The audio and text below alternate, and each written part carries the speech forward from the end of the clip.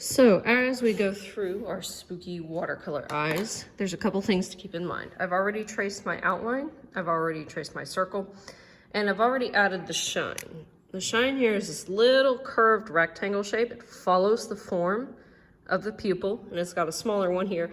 There, you can put them in different places, but you want to make sure they have that curve that makes us read the eye as a round object. So I'm going to go ahead and outline my smaller circle, which is my pupil. And again, I just traced the same cup 5 times. If you can fit 6 on your paper, all the better. I could not. And I'm going to be very careful to make sure I don't hit inside those white squares. And I want to make sure I have a nice solid black for my pupil, and if I go out, smooth it out a bit.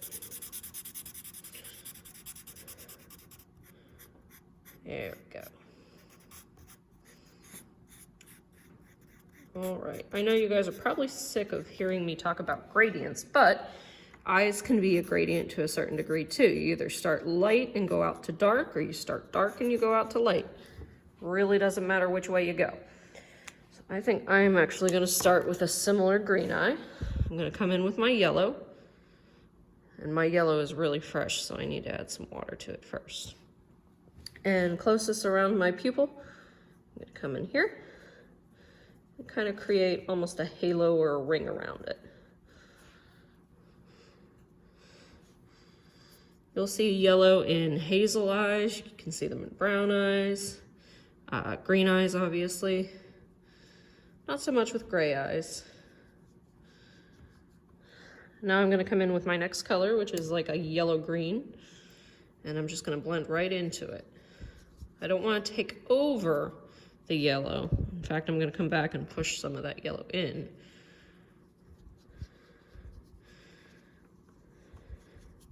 In my other green eye, I went in for my final touch with brown. This one I'm actually going to go in with this blue-green.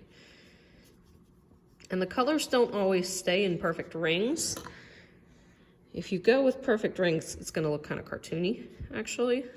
So it's okay if you have flecks of your other dark color. You just kind of want them blending in. I'm keeping everything very wet because it's wet on wet blending. And now I'm going to come in with my darker green. And I'm just going to let the water pull that every which way. And I'm kind of dabbing, playing around with brush strokes.